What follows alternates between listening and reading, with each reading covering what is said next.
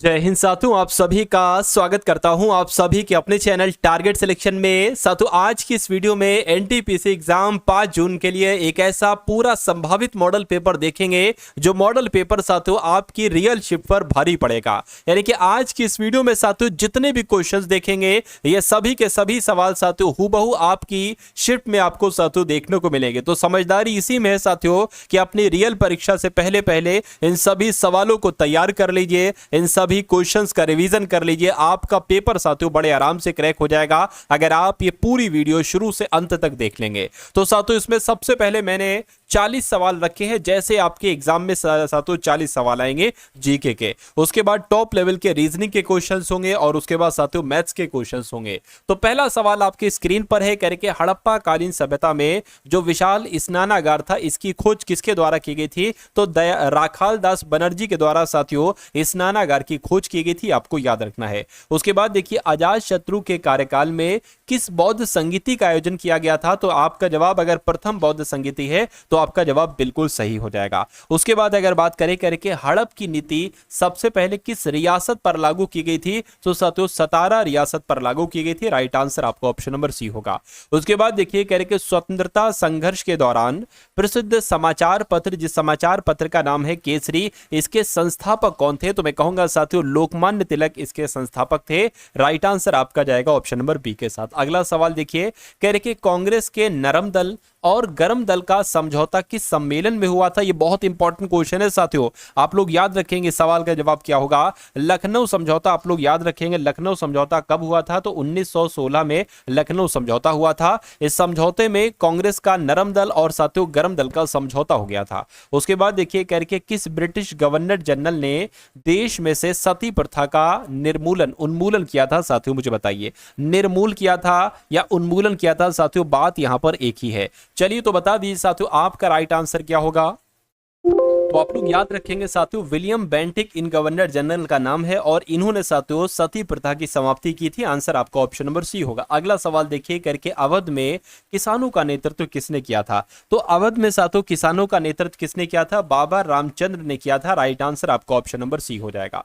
उसके बाद देखिए कह रहे कि जापान में जो रक्तहीन क्रांति थी है ना, इसकी स्थापना साथियों किस वर्ष की गई थी? मुझे बताइए। तो रक्तहीन क्रांति कह लो या मेजी पुनः कह लो साथियों, इसकी स्थापना कब की गई थी? तो साथियों 1868 में की गई थी। आंसर आपको ऑप्शन नंबर बी होगा। उसके बाद देखिए भारत में पुर्तगालियों का पहला गवर्नर कौन था?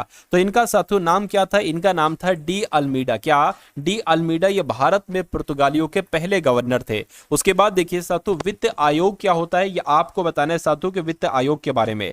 क्या पंचवर्षीय योजनाएं बनाता है वित्त आयोग, या मौद्रिक नीति तैयार करता है वित्त आयोग, या केंद्रीय सरकार के कर्मचारियों के वेतन में संशोधन की सिफारिश करता है, या केंद्र और राज्यों के बीच संसाधनों के बंटवारे पर निर्णय करता है वित्त आयोग? मैं कहूंगा बिल्कुल सही ऑप्शन नंबर डी वाला आपका जवाब होगा।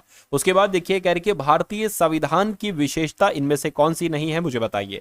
साथियों देखिए आपके एग्जाम में एमसीक्यू क्वेश्चन आएंगे, तो आप एमसीक्यू क्वेश्चंस की जितनी ज्यादा से ज्यादा प्रैक्टिस कर सकते हैं साथियों अपने 5 जून से पहले कर लीजिए, अगर आप वाकई में साथियों ये इस एग्जामिनेशंस को पास करना चाहते हैं, है ना। और साथियों आपके एग्जाम तक आपकी इतनी प्रैक्टिस करवा दी जाएगी जीके जीएस की, रीजनिंग की, मैथ की, कि समझ लीजिए साथियों रीजनिंग और मैथ के सभी सवाल आपको मालूम होंगे, क्योंकि मैं साथियों डेली आपको प्रैक्टिस करवाता हूं रीजनिंग की भी और मैथ की। अगर आप डेली यहां से साथियों प्रैक्टिस करेंगे तो आपको ये समझ लीजिए 90% से ऊपर ही सवाल आपके यहां पर सही होंगे आपके एग्जाम में। रीजनिंग और मैथ की मैं बात कर रहा हूं, जीके में इतना नहीं हो सकता है। जीके में साथियों 40 सवाल आएंगे, अगर 25 प्लस आप सही कर गए तो ये समझ लीजिए बहुत अच्छी बात है ना। रीजनिंग पर आपकी पूरी कमांड बनवा दूंगा, मैथ पर साथियों पूरी कमांड बनवा दूंगा। चलिए तो इस सवाल की अगर बात करें करके यहां पर अगर बात करें साथियों कौन सी संविधान की विशेषता नहीं है? तो लिखित संविधान है अपना संविधान भारत का, बिल्कुल। संविधान की सर्वोच्चता है, बिल्कुल सही। मौलिक अधिकार है, बिल्कुल सही। प्रतिबद्ध न्यायपालिका है, मैं कहूंगा नहीं।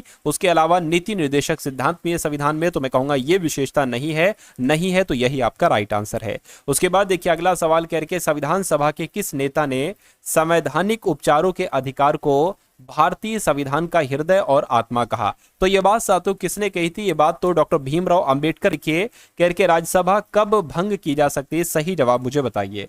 तो राज्यसभा कब भंग की जा सकती है साथियों? लोकसभा के कार्यकाल पूर्ण होने के पश्चात, राज्यसभा के कार्यकाल पूर्ण होने के पश्चात, या किसी से केंद्र सरकार भंग होने के बाद, या राज्यसभा पूर्णतया कभी भंग नहीं। देखिए राज्यसभा कभी भंग नहीं की जा सकती है, तो इसलिए सबसे सटीक जवाब आपका ऑप्शन नंबर डी होगा। उसके बाद देखिए साथियों, जो अनुच्छेद 56 है ना, 56, इसमें आखिर क्या लिखा हुआ है ये मुझे बता दीजिए। साथियों 56 में राष्ट्रपति के निर्वाचक की बात कही गई है। राष्ट्रपति के निर्वाचक मंडल की बात तो अनुच्छेद 54 में कही गई है।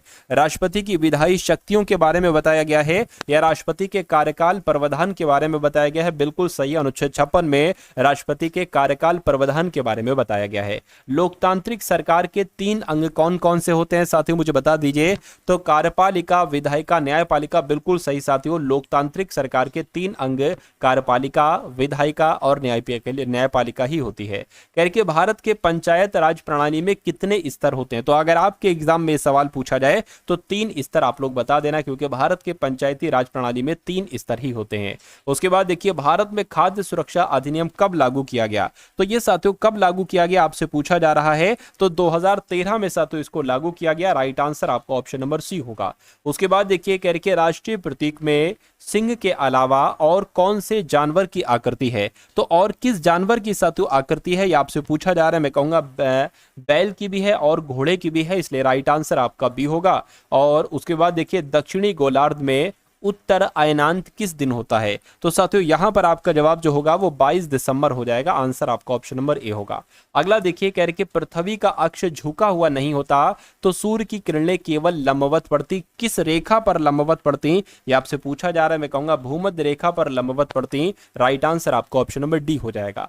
कह रहे कि ग्रेट बैरियर रीफ ये कहां पर स्थित है, मुझे बताइए ये कहां पर स्थित है साथियों। ऑस्ट्रेलिया में, इंग्लैंड में, सऊदी अरब में या न्यूजीलैंड में। तो ग्रेट बैरियर रीफ आप लोग याद रखेंगे ऑस्ट्रेलिया में स्थित है। कहां पर साथियों, ऑस्ट्रेलिया में। कह रहे कि कौन सा प्रदेश रबर का सबसे अधिक उत्पादन करता है। तो रबर का सबसे ज्यादा उत्पादन करने वाला राज्य कौन सा है। मैं कहूंगा केरल ही रबर का सबसे ज्यादा उत्पादन करने वाला राज्य है। अगला सवाल देखिए कह रहे कि विश्व का सबसे विशाल समुद्र कौन सा है। तो इन सारे समुद्रों में से मुझे बताइए सबसे विशाल समुद्र कौन सा है। तो अगर आपका जवाब प्रशांत महासागर है तो मैं कहूंगा आपका जवाब बिल्कुल सही है। उसके बाद देखिए कह रहे कि इनमें से कहां पर विश्व का सबसे कम यूरेनियम रिजर्व है। तो इनमें से सबसे कम यूरेनियम रिजर्व कहां पर है। मैं कहूंगा ऑस्ट्रेलिया में। कहां पर है साथियों, ऑस्ट्रेलिया में है। उसके बाद देखिए कह रहे कि कौन सा शहर गोदावरी नदी के किनारे पर स्थित नहीं है। तो कौन कौन से शहर गोदावरी नदी के किनारे पर स्थित है साथियों मुझे बताइए। चलिए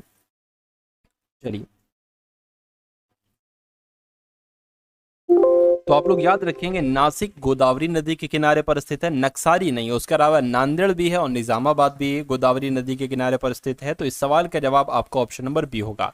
कह रहे कि निम्नलिखित में से किस रेडियो धर्मी धातु का विश्व का सबसे बड़ा भंडार मौजूद है। साथियों मुझे बताइए कहां पर, यानी कि भारत में किस रेडियो धर्मी धातु का सबसे बड़ा भंडार मौजूद है। साथियों अपने भारत में किसकी बात चल रही है, थोरियम की बात चल रही है।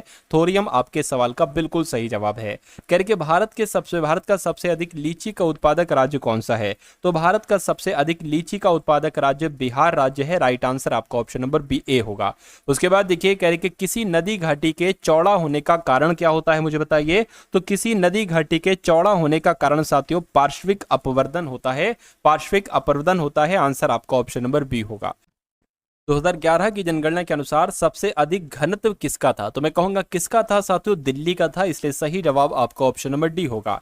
उसके बाद देखिए जीएसटी का कानून लागू करने वाला पहला राज्य कौन सा है। तो यहां पर अगर बात करें साथियों असम आपके सवाल का बिल्कुल सही जवाब हो जाएगा। जीएसटी का कानून लागू करने वाला पहला राज्य असम ही है। कह रहे कि किस राज्य सरकार ने एकीकृत स्वास्थ्य बीमा योजना शुरू की है। तो साथियों कुछ क्वेश्चंस तकरीबन 10 सवाल आप लोग देख लीजिए करंट अफेयर के, ये बहुत ही इंपॉर्टेंट साथियों 10 सवाल लेकर आया हूं। यहां से कुछ क्वेश्चंस आपको जरूर आपके एग्जाम में देखने को मिलेंगे। कह रहे कि किस राज्य की बात चल रही है जिसने स्वास्थ्य बीमा योजना शुरू की है। मैं कहूंगा एकीकृत स्वास्थ्य बीमा योजना तो ओडिशा राज्य ने शुरू की है। कह रहे कि भारत और किस देश के बीच कृषि के क्षेत्र में सहयोग पर समझौता ज्ञापन पर हस्ताक्षर हुए हैं। तो यहां पर अगर बात करें भारत और नेपाल आपके सवाल का बिल्कुल सही जवाब हो जाएगा। भारत और नेपाल देश के बीच कृषि के क्षेत्र में सहयोग पर समझौता ज्ञापन पर हस्ताक्षर हुए हैं। अगला देखिए, अगला सवाल आपकी स्क्रीन पर कह रहे कि भारत और किस देश ने अपने राजनयिक संबंधों की 78वीं वर्षगांठ मनाई है। तो भारत और रूस ने बनाई है। आंसर आपका ऑप्शन नंबर बी हो जाएगा। उसके बाद देखिए कौन सा देश दुनिया में सबसे गंभीर मानवीय संकट का सामना कर रहा है, तो किस देश की बात चल रही है, मैं कहूँगा सूडान देश की बात चल रही है। सूडान देश दुनिया में सबसे ज़्यादा मानवीय संकट का सामना कर रहा है।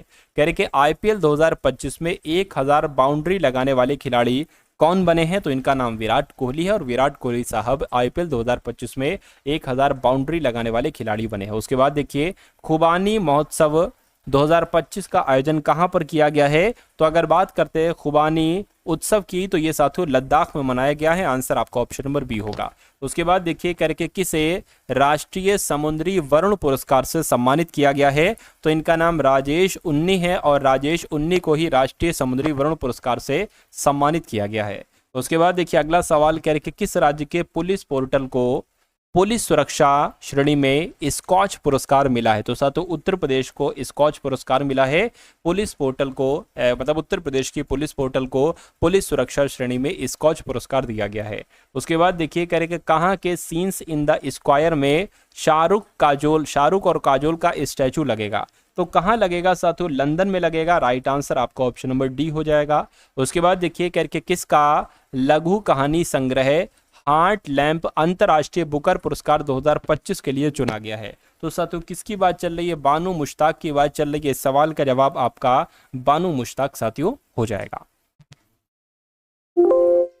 उसके बाद देखिए साथियों यहां से अगर बात करें तो आपके सामने अब रीजनिंग के क्वेश्चन स्टार्ट हो चुके हैं, तो रीजनिंग के बहुत इंपॉर्टेंट क्वेश्चन साथियों आज के इस वीडियो में हम लोग देखेंगे। सभी सवालों के साथियों जवाब आपको देते रहना। देखिए रीजनिंग का पहला सवाल है, कह रहे कि ईर्ष्या और भय और भावना, इसके लिए कौन सा वेन आरेख बन सकता है, मुझे बताइए। देखिए अगर ईर्ष्या की बात करें या भावना की बात करें, ये दोनों क्या है, सॉरी ईर्ष्या की बात करें या भय की बात करें, ये दोनों क्या है साथियों, भावनाएं हैं। तो मैं कहूंगा ये मैं भावनाएं बना लेता हूं, भावना और ईर्ष्या भी एक भावना है और भय की भी एक भावना होती है, तो कुल मिला के कुछ ऐसा आरेख बनेगा। और ऐसा आरेख कहां पर बना हुआ है साथियों, ऑप्शन नंबर बी में बना हुआ है। उसके बाद देखिए अगला सवाल है, आपसे कहा जा रहा है जैसे मेघालय का संबंध, क्या साथियों, जैसे मेघालय का संबंध शिलोंग से है उसी प्रकार बिहार का संबंध किससे होगा साथियों, मुझे बताइए। देखिए मेघालय की राजधानी है शिलोंग, मेघालय की राजधानी शिलोंग है, तो बिहार की राजधानी क्या होती है साथियों, बिहार की राजधानी पटना है। तो इस प्रकार जिनका आंसर ऑप्शन नंबर डी के साथ था, मैं कहूंगा आंसर आपका बिल्कुल सही था। उसके बाद देखिए आपसे कहा यह जा रहा है कि जैसे 72 से यहां पर 90 बनाया गया है, उसी प्रकार 48 से यहां पर 60 बनाया गया है, तो 24 से साथियों आपको बताने कि क्या नंबर यहां पर बन सकता है, एक बार फटाफट मुझे कमेंट करके आप लोग बता दीजिए। देखिए अगर हम यहां पर बात करें, देखिए 18 चौक कितने होते हैं, 18 चौक 72 होते हैं और 18 पंजे कितने होते हैं साथियों, 90 होते हैं। तो इसी का कुछ ऐसा ही बनेगा। देखिए साथियों अगर यहाँ पर अगर हम लोग बात करें 12 चौक आपके कितने होते हैं, 48 होते हैं और 12 पंजे कितने होते हैं साथियों, आपके 60 होते हैं, तो 18 आया है ना। अब ये क्या आएगा आप साथियों, 6 चौक आ जाएगा, तो 6 चौक आपके 24 हो गया, तो 6 पंजे कितने हो गए साथियों, आपके 30 हो गए, यानी कि यहाँ पर क्या 30 नंबर आएगा। अच्छा 30 तो ऑप्शन में भी है, यानी कि यही आपका बिल्कुल करेक्ट आंसर हो जाएगा। उसके बाद देखिए अगले नंबर का सवाल आपकी स्क्रीन पर है साथियों, देखिए सवाल को और मुझे बताइए अपना सही जवाब क्या होगा। यहाँ पर आपसे साथियों कहा जा रहा है कि जैसे कि साथियों 11 है, उसके बाद 31 आ गया है, उसके बाद 55 आ गया है, उसके बाद 84 आ गया है और उसके बाद 119 आ गया है, तो अगला नंबर साथियों आपको बताने कि यहाँ पर क्या आ सकता है। देखिए 11 से 31 हुआ है, तो मैं कह सकता हूँ 11 से 31 हुआ है, कितना बड़ा है, मैं कहूँगा 20 बड़ा है, ठीक है। 31 से 55 हुआ है, अब कितना बड़ा है साथियों, अब यहाँ पर आपका 24 बड़ा है। अच्छा 55 से 84 हुआ है साथियों, 29 बड़ा है और 84 से 119 हुआ है साथियों, लगभग कितना 35 बड़ा है। तो अब मुझे आप लोग बता दीजिए इसमें यहाँ पर कितना पड़ेगा। अब देखिए यहाँ पर साथियों अगर हम लोग बात करें, एक नया कॉन्सेप्ट निकलता है, यहाँ पर आपका 4 बड़ा है, यहाँ पर आपका साथियों 5 बड़ा है, यहाँ पर आपका 6 बड़ा है, तो जाहिर सी बात है यहाँ पर आपका 7 बढ़ेगा, यानी कि 35 और 7 कितने हो जाएंगे, मैं कहूँगा 42 हो जाएंगे, तो कुल मिला के यहाँ पर 42 आएगा। यानी कि 119 और 42 कितने होते हैं साथियों, जोड़ लीजिए और यही आपका आंसर आ जाएगा।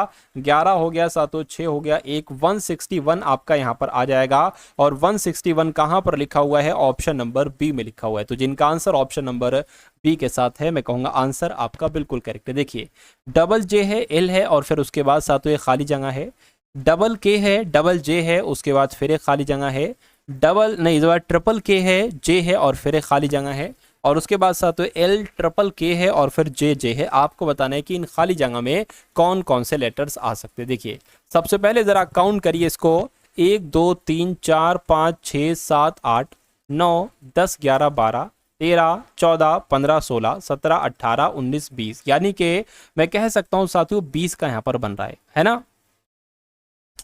चलिए 20 का बन रहा है।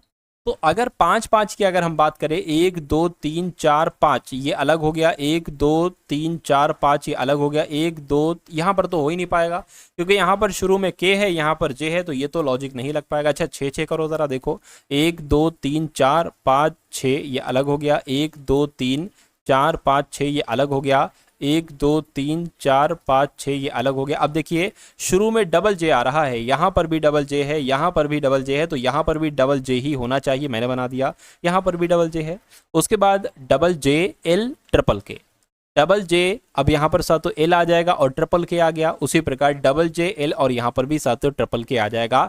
तो आपने क्या लिखा है, आपने के लिखा है, आपने एल लिखा है, आपने जे लिखा है, तो के एल जे कहाँ पर लिखा हुआ है साथियों, ये ऑप्शन नंबर ए में लिखा हुआ है, यानी कि यही आपका बिल्कुल सही जवाब है।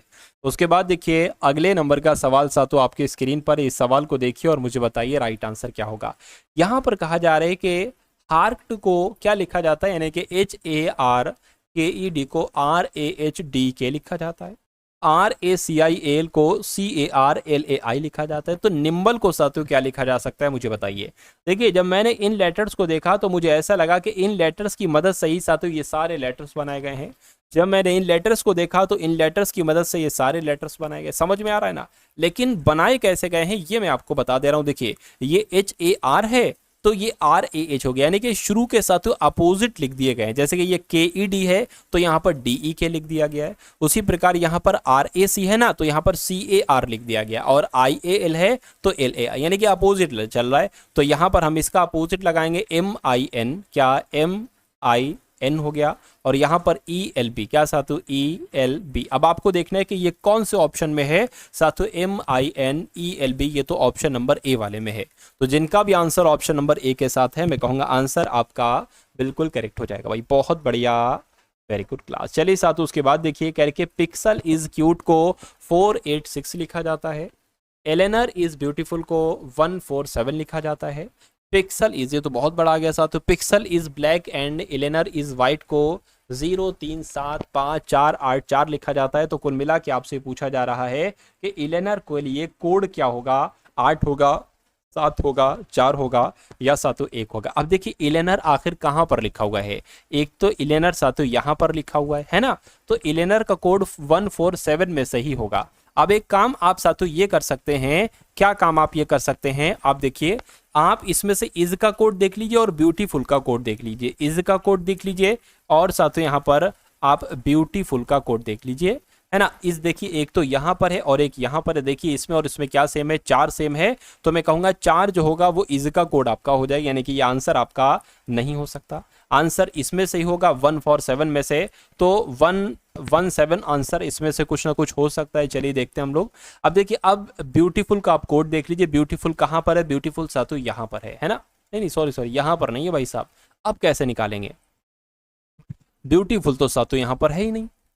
इलेनर का कोड, एक काम आप फिर ये कर लीजिए, ब्यूटीफुल यहाँ पर नहीं, इलेनर इसमें भी है और इलेनर इसमें भी। देखिए इसमें क्या सेम है जरा देखिए साथियों, ठीक है 0 यहाँ पर नहीं है, 3 यहाँ पर नहीं है, 7 यहाँ पर है, तो 7 भी हो सकता है, 7 भी हो सकता है। और उसके अलावा देखिए 5 भी नहीं है, 4 भी नहीं है, 4 तो हो नहीं सकता, क्यों, क्योंकि 4 आपका इसका कोड हो गया, 8 भी नहीं हो सकता। तो कुल मिला के मैं कह सकता हूँ 7 आपका एलेनर का कोड हो जाएगा और यही आपके सवाल का बिल्कुल सही जवाब हो जाएगा भाई, बहुत बढ़िया, वेरी गुड क्लास। साथियों क्लास को लाइक नहीं किया तो क्लास को लाइक कर दीजिए, और टारगेट सिलेक्शन चैनल पर नए हैं तो इस चैनल को भी साथियों आप लोग जरूर सब्सक्राइब कर दीजिए, बेल आइकन पर क्लिक कर दीजिए। और देखिए और बताइए सवाल का जवाब आपका क्या होगा। आपसे कहा जा रहा है कि कक्षा के सभी 24 विद्यार्थी उत्तर की ओर मुख करके एक सीधी पंक्ति में खड़े हैं। नेहा दाएं सिरे से 8वें स्थान पर है, जबकि अभिषेक बाएं सिरे से 20वें स्थान पर है। नेहा और अभिषेक के बीच में कितने विद्यार्थी हैं। कहा गया है 24 विद्यार्थी हैं टोटल, और नेहा दाएं से 8वें नंबर पर है। तो अगर नेहा की अगर हम बात करते हैं साथियों, तो मान लीजिए 1 2 3 4 5 6 7 8 8, यानी कि यहाँ पर जो होगी वो साथियों नेहा बन जाएगी। और ये कहने के जबकि अभिषेक बाएं से 20वें स्थान पर हैं, बाएं से 20वें स्थान पर हैं, यानी कि अब देखिए टोटल 24 लोग हैं। अब इधर हमने 8 लिख दिए हैं, तो इधर पता कितने लोग होंगे साथियों? 16 ही लोग होंगे। 1 2 3 4 5 6 7 8 9 10 11 12 13 14 15 16, यानी कि 16 ये हो गया, 8 ये हो गया, टोटल 24 विद्यार्थी हो गए। अब इधर से कहा गया है कि अभिषेक का स्थान कौन सा है? 20 में। तो देखिए 1 2 3 4 5 6 7 8 9 10 11 12 13 14 15 16 17 18 19 20, यानी कि ये साथियों आपका अभिषेक हो जाएगा, ये नेहा हो गई, ये अभिषेक हो जाएगा। तो कह रहे हैं कि दोनों के बीच में कितने लोग हैं, बस इतनी सी बात तो साथियों आपसे पूछी जा रही। तो मैं कहूंगा एक ये हो गया, एक ये हो गया, केवल 2 ही तो लोग हैं, तो 2 लोग हैं, तो 2 आपका यहाँ पर बिल्कुल सही जवाब हो जाएगा। समझ में आया? कैसा लगा आपको ये सवाल साथियों? एक बार आप लोग जरूर बताएंगे। चलिए अब उसके बाद देखिए अगले नंबर का सवाल आपकी स्क्रीन पर है। देखिए साथियों इस सवाल को, और आप लोग मुझे बता दीजिए कि फटाफट इस सवाल का जवाब आपका यहाँ पर क्या हो सकता है, बताइए। तो यहां पर अगर बात करें साथियों, आपसे कहा गया है कि कुछ संख्या आपको दे रखी है, करके प्रत्येक अंक को अवरोही क्रम में बाएं से दाएं की ओर व्यवस्थित करना है। उसके बाद मूल संख्या की तुलना में कितने अंकों की स्थिति अपरिवर्तित रही है। सबसे पहले इसको अवरोही क्रम में आप लोग लिख लीजिए, बाद में बाद का काम हम लोग यहां पर देखेंगे। चलिए भाई, तो इसको अगर साथियों अवरोही क्रम में हम लोग लिखें तो कैसे लिखेंगे? देखिए सबसे बड़ा यहाँ पर क्या है साथियों, मैं कहूँगा 9 है, तो 9 सबसे पहले आ जाएगा। उससे छोटा क्या है? 8 है, और उससे छोटा साथियों 7 है, फिर 6 है, उसके बाद साथियों 5 है, और फिर साथियों 4 है, और उसके बाद 3 है, 2 है, 1 है। अच्छा ये तो नंबर है लगातार।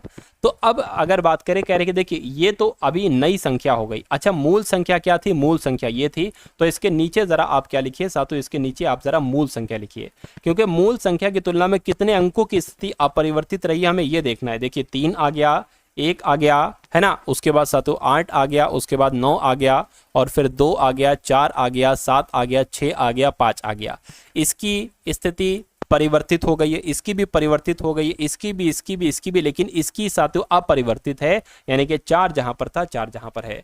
तो कितने अंकों की स्थिति अपरिवर्तित है? मैं कहूंगा सिर्फ और सिर्फ 1 अंक की स्थिति अपरिवर्तित है। ऐसा कहां पर लिखा हुआ है साथियों? ऐसा आपका ऑप्शन नंबर कहां पर लिखा हुआ है? सी में लिखा हुआ है। तो जिनका आंसर ऑप्शन नंबर सी के साथ है, मैं कहूंगा उनका आंसर बिल्कुल करेक्ट हो जाएगा। चलिए भाई, उसके बाद देखिए अगले नंबर का सवाल आपकी स्क्रीन पर है। आपसे क्या कहा जा रहा है साथियों? आपसे कहा जा रहा है कि यदि प्लस का अर्थ यहां पर गायब हो गया भाई साहब, प्लस का अर्थ क्या है? भाग है, और प्लस का अर्थ साथियों भाग है, और यहाँ पर मैं आपको लिखकर बतला दूं। देखिए प्लस का अर्थ यहाँ पर क्या है साथियों? भाग है, और उसके अलावा अगर बात करें माइनस का अर्थ क्या है? माइनस का अर्थ साथियों प्लस है, और गुणा का अर्थ माइनस है, ठीक है ना, और साथियों भाग का अर्थ क्या है? यहाँ पर गुणा है। नंबर से आपको दे रखे 23 गुणा 15 ब्रैकेट बंद, -1/4 ब्रैकेट बंद, और उसके बाद प्लस है 2 - 2 है, और भाग 2 है। देखिए इसको आप कैसे सॉल्व करेंगे कुल मिला के यहाँ पर ये आप लोग मुझे बता दीजिए। देखिए अब अगर बात करें साथियों, सबसे पहले अगर बात करें 23 है और ये 15 है। अब यहाँ पर गुणा है, गुणा की जगह पर हमें माइनस लिखना है, तो यहाँ पर हमने क्या लिख दिया?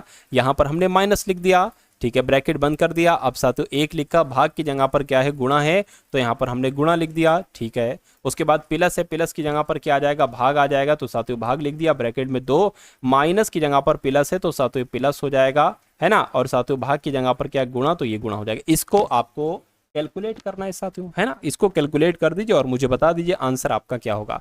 देखिए 23 में से 15 जाएंगे तो साफ साफ आपके कितने बचेंगे साथियों? आपके 8 बचेंगे, तो यहाँ पर 8 आ जाएगा, है ना। चलिए उसके बाद अगर बात करें 4 गुणा 1 साथियों, 4 गुणा 1 आपका कितना हो जाएगा? अच्छा ये माइनस का तो मैंने लिखा है ना, माइनस का प्लस हो जाएगा, ये प्लस हो जाएगा। ये आपका 4 गुणा 1 कितना हो जाएगा साथियों? 4 हो जाएगा। अब ये आपका ब्रैकेट हो गया बंद, ठीक है, कोई दिक्कत नहीं। अब भाग लिखा हुआ है, भाग आ जाइए। 2 + 2 कितना हो जाएगा साथियों? 4 हो जाएगा। 2 + 2 4 हो जाएगा, है ना। देखिए ये आपका 8 + 4 हो गया, भाग 4 हो गया। अब ब्रैकेट ये वाला बंद हो जाएगा और गुणा यहाँ पर 2 हो जाएगा। अब देखिए 4 और 8 कितना हो जाएगा? 12 हो जाएगा। मैं कहूँगा 12/4 यहाँ पर आ चुका है, और उसके बाद अगर बात करें गुणा 2 आ चुका है। उसके बाद क्या होगा? 4 से कटेगा 12, तो 4 × 3 = 12 हो जाएगा। 3 × 2 हो जाएगा। 3 × 2 कितना होता है? 6 होता है। तो 6 आपके इस सवाल का क्या होगा साथियों? बिल्कुल सही जवाब हो जाएगा भाई, बहुत बढ़िया। Very good class. चलिए समझ में आया साथियों ये सवाल? अगर समझ में आया साथियों तो बहुत अच्छी बात है। अब नेक्स्ट नंबर का सवाल आप लोग यहाँ पर देख लीजिए, बताइए इसका जवाब आपका क्या होगा। कुछ आप भी साथियों एफर्ट डालिए, पेपर आपको निकालना है साथियों। आप मुझसे पहले आंसर लगाइए और मुझे साथियों बताइए कमेंट में आपका आंसर क्या हो सकता है। अभी तो कमेंट आपके पढ़ नहीं सकता, ऑफलाइन आपकी क्लास चल रही है ना। चले इस सवाल की खैर अगर बात करते हैं, ये कॉन्सेप्ट बहुत बढ़िया है और ये सवाल आपके एग्जाम में डिक्टो आपसे पूछा जा सकता है। कहा जा रहा है कि 2, 6, 4 को कैलकुलेट करके यहाँ पर एल बना दिया गया। अच्छा भैया 17, 4, 1 को कैलकुलेट करके वी बना दिया गया। ठीक है कोई बात नहीं। 8, 12, 3 को कैलकुलेट करके डब्ल्यू बना दिया गया। कैसे साथियों बनाया जा रहा है मुझे बताइए। देखिए नंबर्स को जोड़ा तो नहीं किया है। अगर हम 6 और 2 8 कर दें और फिर 8 और 4 कितना कर दे 12 हो जाएगा। अच्छा एल जो होता है वो 12 पर ही तो आता है। ठीक है कोई दिक्कत नहीं है। उसी प्रकार 17, 4, 21 और 1 22, वी जो होता है वो 22 पर ही तो आता है। और उसी प्रकार 12, 3, 15 और 3 डब्ल्यू जो होता है वो 23 पर ही तो आता है। यानी कि 7, 5, 12 और 1 13, 13 पर साथियों क्या आ जाएगा, एम आ जाएगा। यानी कि एम आपके सवाल का बिल्कुल सही और बिल्कुल सटीक जवाब हो जाएगा। भाई बहुत बढ़िया, वेरी गुड क्लास। उसके बाद देखिए साथियों अगले नंबर का सवाल है कह रहे कि रिंकू घड़ी के अनुसार 8:15 बजे है। यानी कि अच्छा रिंकू की घड़ी के अनुसार कह रहे कि 8:15 बजे मान लीजिए साथियों एक घड़ी यहाँ पर बना लेते हैं। और ये साथियों 12 हो गया, ये आपका 3 हो गया, ये 6 हो गया, ये 9 हो गया। उसके अलावा ये 1 हो गया, 2 हो गया और ये 4, ये 5 हो गया, ये साथियों 7 और ये 8 हो गया और ये साथियों 10 और ये आपका 11 हो गया है ना। तो कहा जा रहा है साथियों 8:15 बजे। तो रिंकू की घड़ी के अनुसार साथियों 8:15 बजे हैं। तो ये घंटे वाली सुई हो जाएगी और ये साथियों मिनट वाली सुई हो जाएगी। कोई दिक्कत नहीं।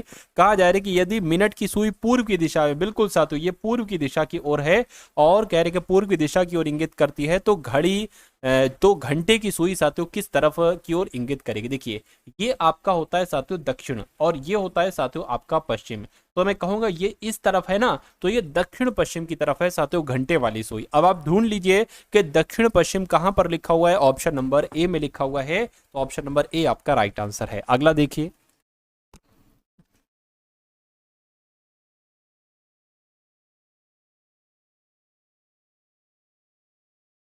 अब साथियों इस सवाल को देखिए और मुझे बताइए साथियों आपका सही जवाब क्या होगा। आपसे कहा जा रहा है कि विषम को आपको चुनना है। इन चारों ऑप्शन में से सबसे अलग आपको साथियों क्या लग रहा है, एक बार मुझे बता दीजिए।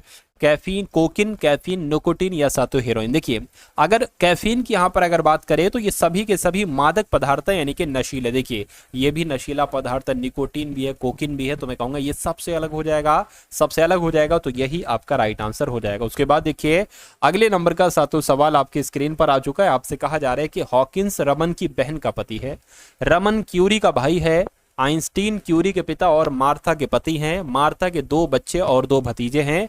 मार्था हॉकिंस की पत्नी से किस प्रकार संबंधित है, कुल मिला के आपको ये बताना। देखिए सबसे पहली लाइन में कहा गया है कि हॉकिंस रमन की बहन का पति है। तो रमन की बहन का पति साथियों क्या है ना, रमन की बहन का पति साथियों कौन है। मान लीजिए रमन आपका यहां पर है और रमन की बहन ये है और रमन की बहन का पति कौन हो जाएगा साथियों, हॉकिंस हो जाएगा, है ना। साथियों कौन हो जाएगा, हॉकिंस हो जाएगा, रमन की बहन का पति। कह रहे कि रमन क्यूरी का भाई है। रमन जो है ना, अच्छा क्यूरी का भाई है, यानी कि क्यूरी का पति होगा साथियों ये हॉकिंस। अरे भाई रमन की बहन कौन है, रमन की बहन हो गई ये क्यूरी और क्यूरी का पति हो गया हॉकिंस। उसके बाद कह रहे हैं कि आइंस्टीन क्यूरी के पिता हैं। तो क्यूरी के पिता कौन है साथियों, क्यूरी के पिता यहाँ पर आइंस्टीन बताए गए हैं। तो आइंस्टीन क्यूरी के भी पिता और रमन के भी पिता होंगे। उसके बाद कह रहे कि मार्था के पति, यानी कि ये जो है ना ये मार्था के पति हैं। तो कुल मिला के मार्था इनकी पत्नी है और ये पति हैं, ये आपस में पति पत्नी हो गए और इन दोनों के बच्चे ये रमन और क्यूरी हो गए। उसके बाद कह रहे कि मार्था के 2 बच्चे हैं, 2 बच्चे मार्था बिल्कुल, एक रमन और एक क्यूरी, और कह रहे कि 2 भतीजे हैं। यानी कि मार्था के साथियों एक तरीके से अगर बात करें 2 भतीजे हैं। कह रहे कि मार्था हॉकिंस की पत्नी से किस प्रकार संबंधित है, यानी कि हॉकिंस की पत्नी क्या कहेंगी मार्था को, मुझे आपको बताना है। बताइए देखिए हॉकिंस की पत्नी क्यूरी क्या कहेगी, भैया क्यूरी की तो ये माँ है। तो माँ है तो माँ आपका यहाँ पर बिल्कुल सही जवाब हो जाएगा। उसके बाद देखिए अगले नंबर का सवाल आपकी स्क्रीन पर है। यहाँ पर आपसे क्या कहा जा रहा है साथियों, देखिए और बताइए राइट आंसर आपका क्या होगा। कहने के श्री और कवि ये दंपति हैं, यानी कि आपस में ये पति पत्नी है। कौन साथियों, श्री और कवि। चलिए ये श्री हो गई, और ये क्या हो गई, ये साथियों कवि हो गई, ये आपस में पति पत्नी है। कह रहे कि सीरी और समयु बहनें हैं और कवि की बहन साथियों कौन, कवि की बहन है। अच्छा, यहां पर अगर बात करें समयु कवि की बहन है तो समयु यहां पर आ जाएगा साथियों, क्या आ जाएगा, समयु की यहां पर मिसिंग है साथियों। सीरी, सीरी और समयु बहनें हैं और यहां पर क्या आएगा पता, देखिए यहां पर साथियों समयु आ जाएगा, क्या आ जाएगा साथियों, समयु आ जाएगा। मैं समयु यहां पर लिख दूं, समयु में यहां पर मैंने लिख दिया। समयु जो है ना ये कवि की बहन है, तो कवि की बहन कौन हो जाएगी, कवि की बहन साथियों समयु हो जाएगी। और यहां पर कहा गया है कि समयु और सीरी बहनें हैं, तो समयु और सीरी साथियों ये कौन हो गई, ये बहनें हो गई। तो आपसे यहाँ पर पूछा ये जा रहा है कि जो शीरी है, सीरी है, ये श्री की क्या लगती है, तो साथियों ये सीरी जो है ना ये श्री की क्या लगती है, कुल मिला के आपको ये बताने। देखिए ये पति हो गए, अरे भाई श्री के पति यही तो हो गए कवि, तो पति की बहन ही तो हुई, तो पति की बहन को क्या कहा जाता है, पति की बहन को ननद कहा जाता है। तो ननद कौन से ऑप्शन में है, ऑप्शन नंबर डी वाले में है भाई, बहुत बढ़िया, वेरी गुड क्लास। चलिए साथियों अब उसके बाद देखिए अगले नंबर का सवाल आपकी स्क्रीन पर है, देखिए सवाल को और साथियों मुझे बताइए अपना राइट आंसर क्या होगा। चलिए यहां पर कहा गया है साथियों, कह रहे कि सभी लाल सफेद हैं, तो जैसे जैसे कहा जाए वैसे वैसे करते जाइए। ये साथियों लाल हो गए और सभी लाल जो है ना वो साथियों क्या हो गए, वो सफेद हो गए, सभी लाल सफेद हो गए और सभी सफेद सफेद काले हो गए, सभी सफेद क्या हो गए, काले हो गए। अब निष्कर्ष को पढ़िए, चार निष्कर्ष यहाँ पर हैं और चारों में से कितने सही हैं मुझे बताइए। कुछ सफेद लाल हैं, कुछ सफेद लाल हैं, बिल्कुल इतने सफेद लाल हैं, ये बात बिल्कुल सही है। उसके बाद देखिए कुछ काले लाल हैं, कुछ काले लाल हैं, बिल्कुल सर, तो इतने काले लाल हैं, ये बात भी सही है। कुछ लाल काले नहीं है, नेगेटिव आ गया, गलत। सभी काले सफेद है, सभी काले सफेद नहीं हैं, इतने काले सफेद नहीं है। तो मैं कहूंगा पहला और दूसरा निष्कर्ष बिल्कुल सही है। ऐसा कहां पर लिखा हुआ है, ऐसा आपका ऑप्शन नंबर डी में लिखा हुआ है। उसके बाद देखिए साथियों अगला सवाल कह रहे हैं कि कथन कह रहे हैं कि कुछ बूंदे जाम है, तो मान लेते हैं साथियों क्या कुछ बूंदे जाम है। चलिए तो ये क्या हो गई, ये बूंदे हो गई और कुछ बूंदे जाम, मान लीजिए इतनी बूंदे क्या हो गई, ये जाम हो गई, तो कुछ बूंदे जाम हो गई और कुछ बोतलें बूंदे हो गई। मान लीजिए कुछ बोतलें यानी कि इतनी बोतलें साथियों क्या हो गई, इतनी बोतलें बूंदे हो गई। अब निष्कर्ष को पढ़िए और मुझे बताइए कौन सा निष्कर्ष सही है कौन सा गलत है। चलिए यानी कि कुछ बूंदे खाली हैं, भैया खाली के यहाँ पर तो कथन में जिक्र ही नहीं किया गया और जिसका जिक्र नहीं करते वो हम गलत मानते हैं। कुछ बोतलें जाम है, तो भैया बोतलें ये है, जाम ये है, कैसे ये सही हो जाएगा। तो ना तो निष्कर्ष एक और ना ही निष्कर्ष दो अनुसरण करता है। ऐसा कहां पर लिखा हुआ है, ऐसा साथियों आपका ऑप्शन नंबर किस में लिखा था, ऑप्शन नंबर डी में लिखा था। चलिए अब उसके बाद देखिए अगले नंबर का सवाल आपकी स्क्रीन पर है। देखिए साथियों इस सवाल को और आप लोग मुझे बता दीजिए कि इस सवाल का जवाब आपका क्या हो सकता है, बताइए। आपसे कहा जा रहा है कि किसी संख्या को इस प्रकार दो भागों में विभाजित किया जाता है कि एक भाग दूसरे भाग से 14 अधिक है और दोनों भागों का अनुपात 7:5 है। यानी कि देखिए अगर पहला भाग 7x हो जाएगा तो दूसरा भाग 5x हो जाएगा और कहा जा रहा है कि एक भाग दूसरे भाग से 14 अधिक है, यानी कि अगर इनका डिफरेंस करोगे तो 14 आएगा। तो 7x - 5x कितना हो जाएगा, 2x बराबर 14 आ गया, x बराबर कितना आ गया साथियों 7 आ गया। तो कह रहे हैं कि वो संख्या ज्ञात कीजिए, है ना। तो कुल मिला के साथियों अगर वो संख्या की यहां पर बात करते हैं तो वो संख्या यानी कि किसी संख्या को दो भागों में बांटा जाता है। कौन कौन से भागों में, 7 और 5 में भागा जाता है, 7 और 5 में। तो अब इन दोनों संख्याओं को जोड़ लीजिए, कितना हो जाएगा, 12x हो जाएगा। तो वो संख्या 12x है, x बराबर 7 है, तो साथियों 12x कितना हो जाएगा, 12 सत्ते कितना हो जाएगा, 84 हो जाएगा। यानी कि आपके सवाल का जो राइट आंसर होगा वो ऑप्शन नंबर सी यानी कि 84 हो जाएगा भाई, बहुत बढ़िया, वेरी गुड क्लास। चलिए उसके बाद देखिए साथियों अगले नंबर का सवाल है। आपसे कहा जा रहा है कि यहाँ पर 1 से 10 तक की संख्याओं के वर्गों का योगफल मुझे बताइए। देखिए 1 से 10 तक की संख्याओं या कितने से लेकर कितनी भी संख्याओं के वर्गों के योगफल का साथियों एक सूत्र होता है। वो सूत्र मैं आपको बता दे रहा हूं। मान लीजिए प्रथम इन संख्याओं के वर्गों का योगफल आपको निकालना है ना। तो साथियों आप क्या सूत्र लगाओगे, n+1, क्या साथियों n+1 और 2n+1 अपॉन में साथियों 6 कर दोगे। अब यहाँ पर n पता क्या साथियों, देखिए 1 से 10 तक लेकर कह रहे हैं ना, प्रथम 10 संख्याओं के वर्गों का योगफल, तो n बराबर क्या हो जाएगा, यहाँ पर 10 हो जाएगा। तो ये 10 आ जाएगा, ये 10 और 1 11 आ जाएगा, है ना। और यहाँ पर क्या साथियों 10 दूना 20 और 1 21 आ जाएगा और नीचे 6 आ जाएगा। इसको साथियों कैलकुलेट करें तो कैसे करेंगे साथियों, देखिए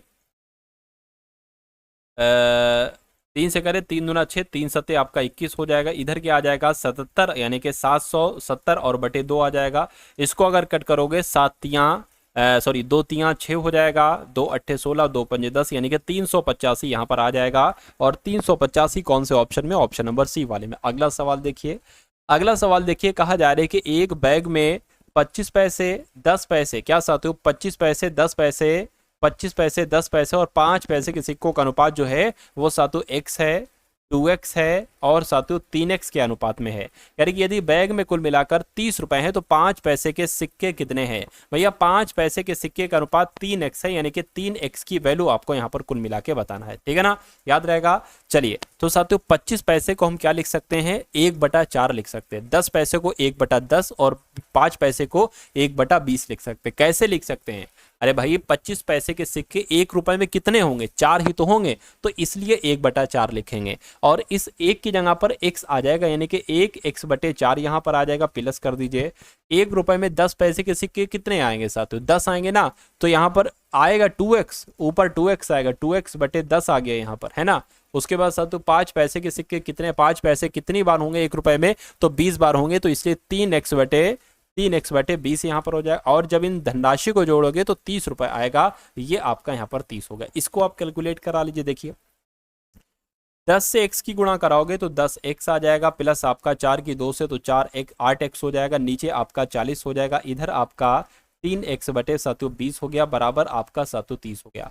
अब एक काम आप करिए, 40 इधर है 20 इधर है, तो इसको 2 से गुणा करिए, ये भी 40 हो गया, इसको भी 2 से गुणा करना पड़ेगा। अब इधर भी 40 है, इधर भी 40 है, यानी कि एक 40 हमने लिख लिया, ये 18x और ये 6x यानी कि कितने हो गए साथियों? 24x हो गए। तो ये बराबर कितना आ जाएगा साथियों? 30 आ जाएगा। ये बात क्लियर है। अब देखिए, अब यहाँ पर अगर बात करते हैं साथियों, देखिए इसको अगर कट करे, है ना, इसको कट करे, 4 एकम 4 हो गया और 4 पंच 20, 4 छंग आपका 24 हो गया। x बराबर कितना आ जाएगा? ये 300 हो जाएगा, बटे 6 हो जाएगा, 6 कम 6, 6 पंजे 30 यानी कि x बराबर आ गया आपका 50 आ गया। तो 5 पैसे के सिक्के कितने हैं? 5 पैसे के सिक्के 3x हैं, तो जब x बराबर 50 है तो 3x बराबर कितना हो जाएगा? 150 हो जाएगा। 150 आपके सवाल का बिल्कुल सही और बिल्कुल सटीक जवाब हो जाएगा। भाई बहुत बढ़िया, वेरी गुड क्लास। चलिए तो कैसा लगा साथियों ये सवाल आपको? है ना, बढ़िया लगा, पसंद आया? चलिए उसके बाद देखिए अगला सवाल साथियों आपकी स्क्रीन पर, देखिए सवाल को और मुझे बताइए आंसर क्या होगा। करके ए किसी कार को 20 दिन में कर सकता है, बी उसे, अच्छा बी जो है ना ये ए की तुलना में 75% अधिक कुशल है। अगर यहाँ पर हम कुशलता की अगर बात करें साथियों, कुशलता की, यानी कि बी जो है ना ए की तुलना में 75% अधिक कुशल है ए की तुलना में। अगर मान लीजिए इसकी कुशलता 100 है तो बी 75% अधिक कार्यकुशल है, तो मैं कहूंगा ये 175 हो जाएगा, है ना। इसको अगर कट करोगे तो 25 चौक और साथियों 25 सत्ते आ जाएगा, ये क्षमता आ गई, कार्यकुशलता आ गई। तो अगर साथियों हम देखेंगे समय, समय इसका उल्टा होता है, यानी कि अगर एक समय में 1 घंटे में मान लीजिए या एक दिन में 4 काम कर रहा होगा ए, तो बी कर देगा एक ही घंटे में 7 काम। अब साथियों इसका समय की अगर बात करें, यानी कि 7:4 उल्टा हो जाएगा, यानी कि ए अगर कोई काम 7 दिन में करेगा तो बी वही काम 4 दिन में निपटा देगा।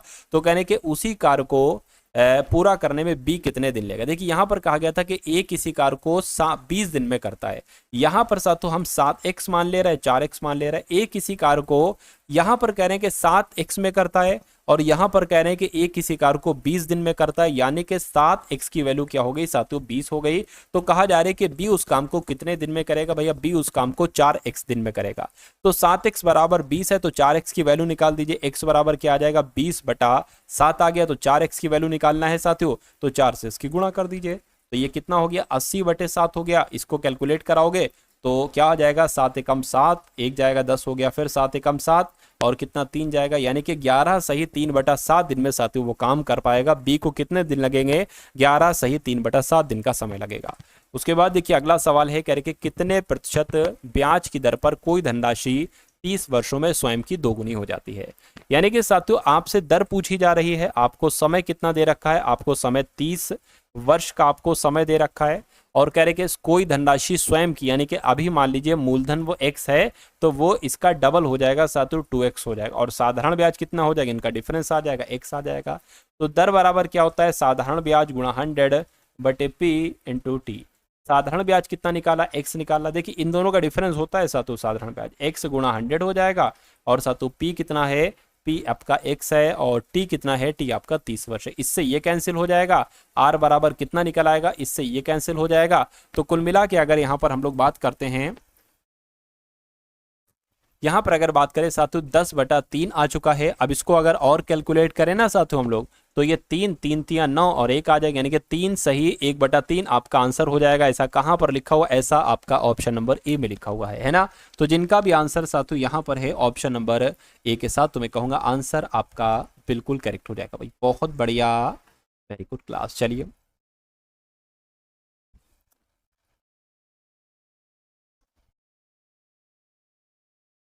उसके बाद देखिए साथियों अगले नंबर का सवाल आपकी स्क्रीन पर। यहाँ पर अगर बात करें आपसे क्या कहा जा रहा है करके, 2000 रुपए पर 2 वर्षों के लिए 10% वार्षिक ब्याज की दर से साधारण ब्याज और चक्रवृद्धि ब्याज के बीच अंतर क्या है। देखिए अगर कभी भी आपसे पूछा जाए साधारण ब्याज और चक्रवृद्धि ब्याज के बीच अंतर क्या है और 2 वर्ष का पूछे, तो इसके लिए एक सूत्र होता है साथियों, ठीक है। अंतर क्या हो जाएगा साथियों, अंतर बराबर, लेकिन 2 वर्ष का ही होना चाहिए।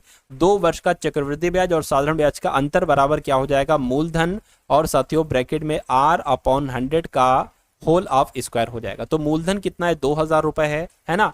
और दर की अगर बात करें 10% है, तो यहाँ पर साथियों 10 गुणा 10 हो जाएगा और नीचे आपका क्या हो जाएगा साथियों 100 गुणा 100 हो जाएगा, है ना। तो इनसे ये आपका कैंसिल हो गया और इन 2 जीरो से ये आपका कैंसिल हो गया, यानी कि 20 आपके सामने आ गया। तो अंतर कितना निकलेगा, 20 रुपए निकलेगा और यही आपका बिल्कुल करेक्ट आंसर हो जाएगा भाई। बहुत बढ़िया, वेरी गुड क्लास।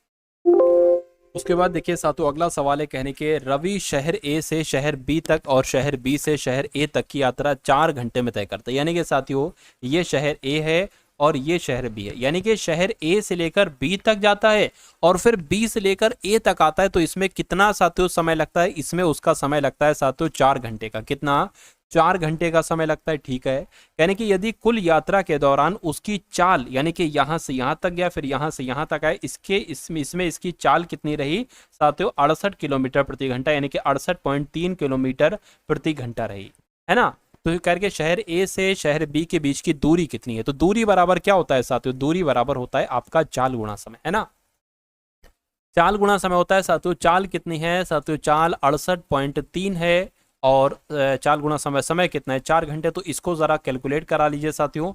एक पॉइंट लगाना है ना, वो बाद में लगा देंगे। 4 3 12 हो गया, 4 8 32 और 1 33 हो गया, 6 चौक 24, 4 8 32 33 हो गया, 4 3 12 हो गया, 4 8 32 33 हो गया, 6 चौक 24 25 26 27 हो गया। एक पॉइंट लगा लीजिए, यानी कि अगर बात करें साथियों 273.2 यहाँ पर आ चुका है। कितना आ चुका है साथियों, 200, है ना, इतना आ चुका है साथियों। चलिए कोई दिक्कत नहीं है। अब अगर बात करें यानी कि दूरी कितनी निकली साथियों, दूरी की अगर बात करते हैं 273 किलोमीटर की दूरी निकली। लेकिन ये दूरी जो निकली है ना, ये यहां से लेकर यहां तक की और फिर यहां से लेकर यहां तक की निकली है, ये बात ध्यान रखिएगा। इसलिए हमें इसकी आधी दूरी करना पड़ेगी। आधी अगर करेंगे तो 2 एकम 2 हो जाएगा, 2 तिया 6 हो जाएगा, 2 छंग 12 हो जाएगा और 2 छंग 12 हो जाएगा। तो कुल मिला के 136.6 किलोमीटर की दूरी निकलेगी। ऐसा कहां पर लिखा हुआ है, ऐसा आपका ऑप्शन नंबर डी में लिखा हो भाई। बहुत बढ़िया, वेरी गुड क्लास। तो कैसी लगी साथियों आपको ये क्लास। इस क्लास में आप लोगों ने सब कुछ देखा साथियों। आपने सबसे पहले अगर बात करते हैं यहाँ पर जीके जीएस देखी, है ना।